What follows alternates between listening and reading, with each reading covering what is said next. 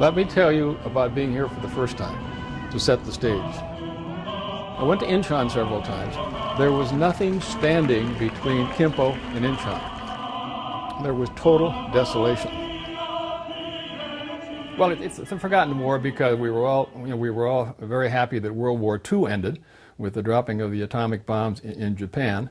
Korea was an important war at the time, but then it was really subverted as a result of the Vietnam War. But the Korean War was a very serious war. I think there were something like 53,000 dead, U.S. dead in the war, and a couple of 100,000 wounded. But it was a very significant war.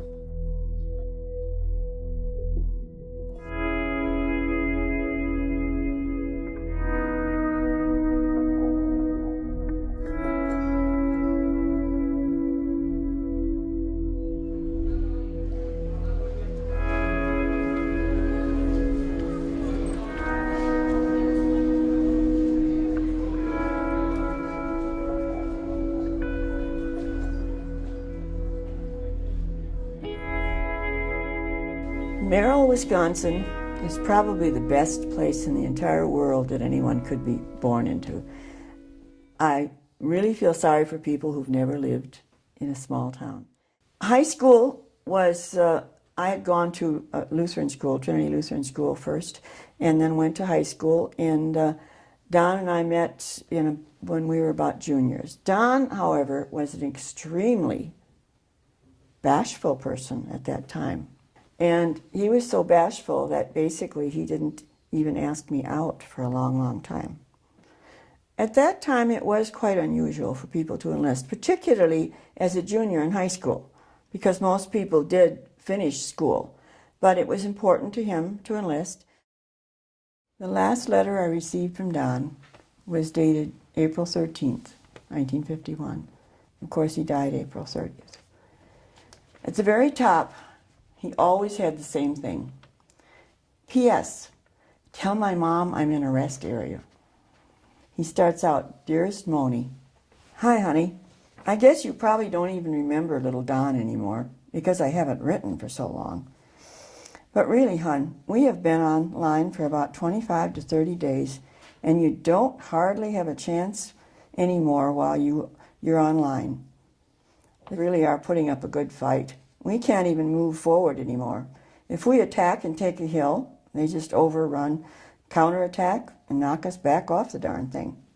They are really trying to hold everything they have. And the worst of it is, they're doing a pretty good job of it. Well, honey, you better wait a little while longer. Most of my buddies are already leaving on the rotation plan. It sure is hard to see those guys leave here. But there is a chance that our company commander might declare me key personnel. It is pretty hard to get a replacement crazy enough to take my job, a machine gunner. I guess they have more sense than I do. But now I am squad leader, and that might help.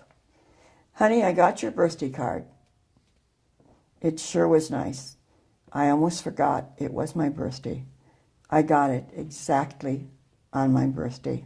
Nice timing. It sure makes a guy feel good to know there is someone back there that thinks of him, and honey, I think of you always. It won't be very long anymore, and we will be together. You better plan a way to spend the 4th with me. Tell Butch hello. Butch is my sister Verdella, who had the nickname of Butch. Tell Butch hello. I'll write more later. Write often, honey, because I love you. Love and other indoor sports. I love you, Don. He always ended his letters with love and other indoor sports. I never really knew exactly what he meant by that.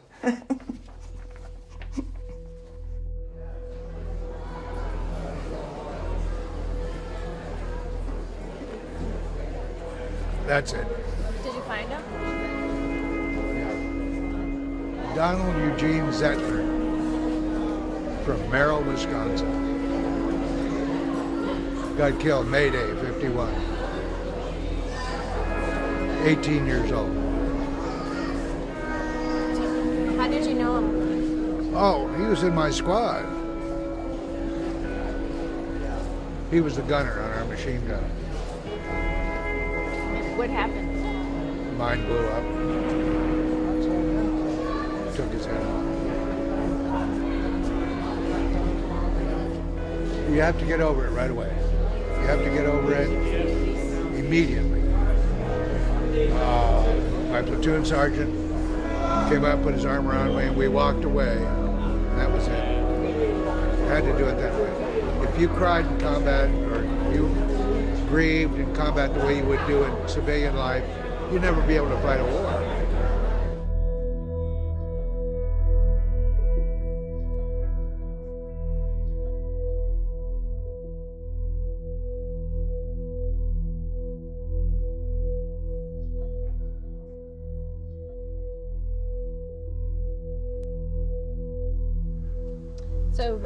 So here we are at the Zentners, and how are you feeling about meeting Donald's family? Well, it's mixed. I mean, you know, we're here to pay tribute to Donald, a great man and a great soldier. At the same time, there's a sadness that goes with it. It evokes old memories, and so it's mixed. Good morning. You must be Dewey. Yes, I am. Well, I'm Conrad. Glad to meet you, Conrad. Glad to meet Come you, on too. In. Come on in. This is Conrad. Well, oh, come on. Well, you know, at the Korean War Memorial in D.C., the politicians thought it'd be too warlike to list the name of every American killed in the Korean War. So they omitted them.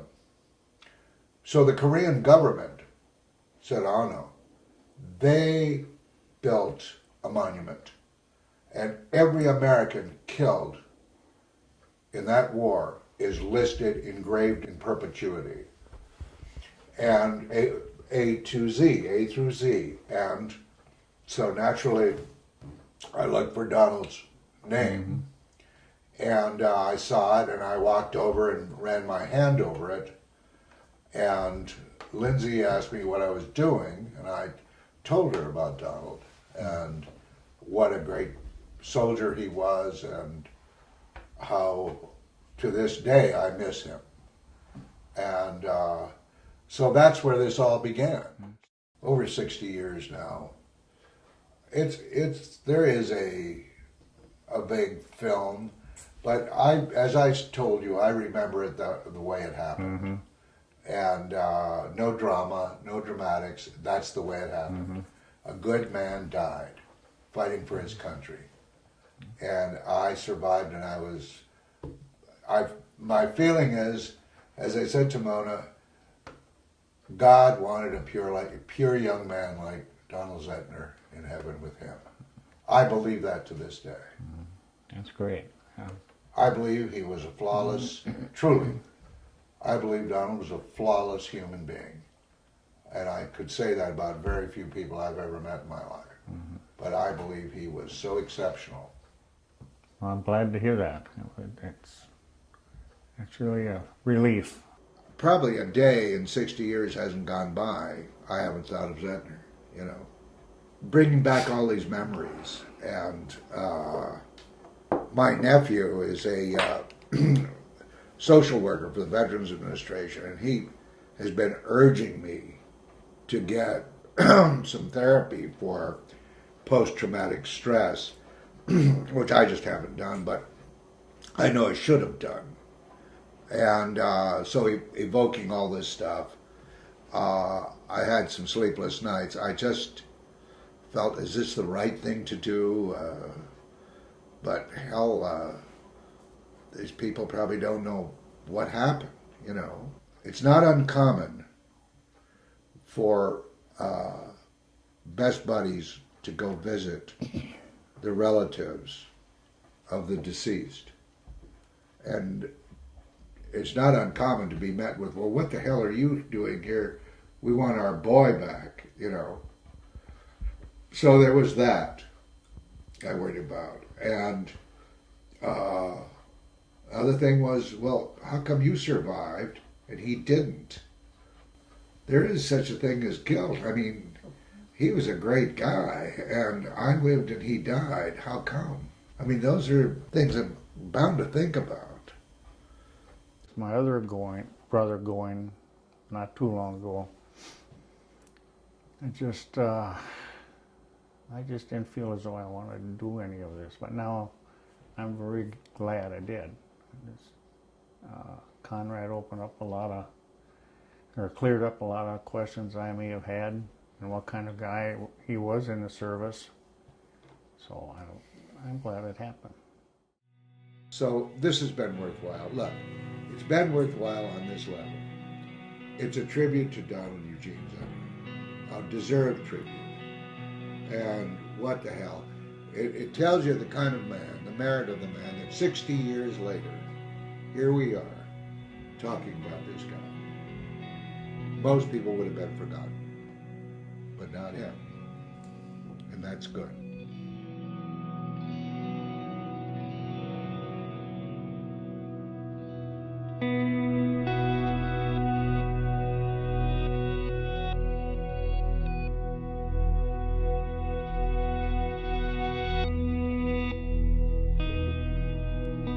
Danny and Donnie went in together. And Danny and Donnie were good friends. I always remember Danny. Anytime that happened, anything that happened in our family, somebody died, Danny Waller was there.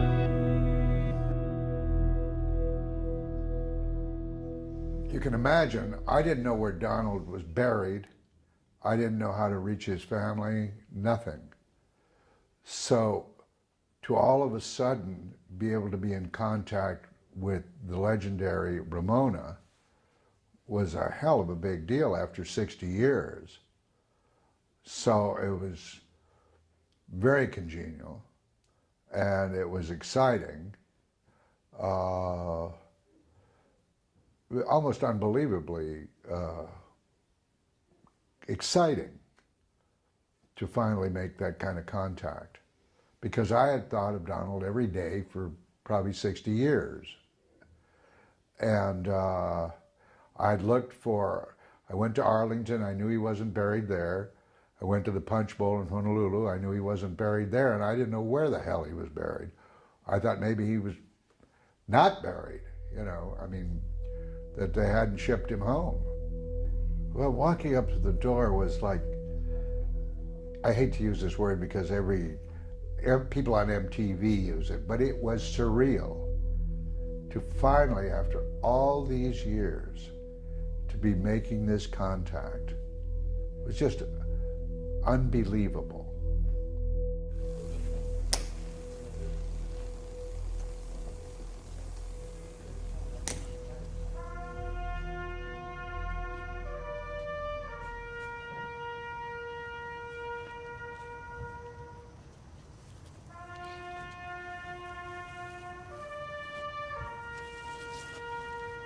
I think anybody that has been in the service, especially in any kind of a wartime situation, develops bondage. As you know, I was one chairman of the Minnesota Outward Bound School. You send a child through Outward Bound, they bond with the people in Outward Bound, whether they're black, white, blue, yellow, rich or poor. You bond because of the mission, and you bond because of the mutual respect, which is so necessary. And I think what we've seen here in this Korean War Veterans event is an enormous amount of mutual respect. For the Korean government to spend the amount of money they spent and the amount of energy and the amount of affection they've invested in this event is just really unbelievable. It's one of the most memorable experiences I've ever had. Fighting the communists was a real cause. And most GIs would kid around about, I'm here fighting for mom's home cooking and the girl next door and all that BS. And we used to say that satirically. But really, in my mind, I felt that fighting communists was a real good thing. You call the Korean War the forgotten war, but anyone who was there will never forget it. And they will never forget the tenacity of the people in South Korea. Their tenacity when the war was going on, and their tenacity in terms of protecting and feeding their children, and in terms of what they've done with that country since. It's just it's an amazing place. And that is a war we won. And I tell you right now, Zentner didn't die in vain. And that's why I wanted his brother and sister-in-law and possibly Ramona to see that country and to see what we accomplished. We drove the communists out of there, and those people have a life now, and a good one. And they've never forgotten us. Never.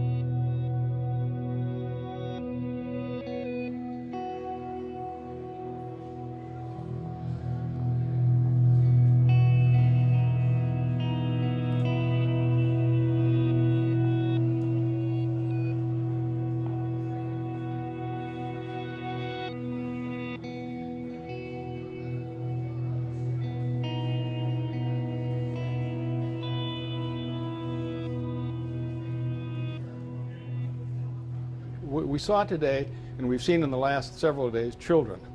And some of our colleagues have remarked how joyous the children were, and how happy, and how well educated, and how well dressed. One of the responsibilities I had at this air base, if there was some kind of an occasion at night, and there had to be a patrol, on several occasions I would take a group of men out at 1 or 2 in the morning. These were armed men looking for whatever the disturbance was. And you would find the same kind of children we saw in the last few days out at 2 in the morning with very grubby pails looking for food. So fast forward 57 years, and we see what's called the Korean miracle. And you've interviewed people about how it occurred, why it occurred, and the politics, and we've had all this great video and so forth, but it is the Korean miracle. We've seen nothing but 4- and 5-lane roads. We've seen tens of thousands of apartments which rival the apartments in Hong Kong or Singapore, or maybe better in any of the suburbs of Manhattan, any of the 5 boroughs of Manhattan. We've seen school children well educated. We've seen new cars. But most importantly, we've seen a sense of expectation. We've seen a spark in the eye. We've seen hope. We've also been informed about the threat from North Korea. But I think most Koreans believe that sometime, and this was in the paper today, sometime in the next 30 years, there may be some reconciliation. Who knows? But the contrast between that cold March day when I arrived in 1952 and what we saw today is indescribable. There is no way that anyone, whether you're an economics major or a militarist, to be able to explain how this country, which was so devastated all the way from the border to Busan, could recover in 50 years, could recover in 100 years. And I think we were told it recovered essentially since 1988.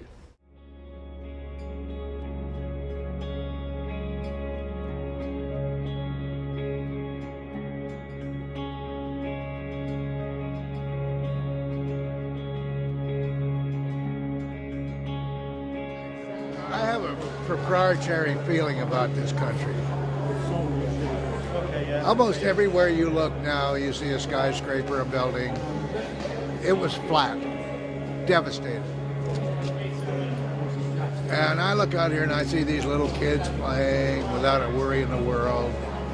I see an economy that's just booming. I see people with enough to eat. And I think to myself, well, this is a war we won. We made this happen. It was American blood, among others. But it was an American President, Truman, who was willing to do this. And American troops that were willing to fight in this place. So I feel like sort of a ownership position in this country and its people. When I see a little Korean kid, that makes me feel good. You know,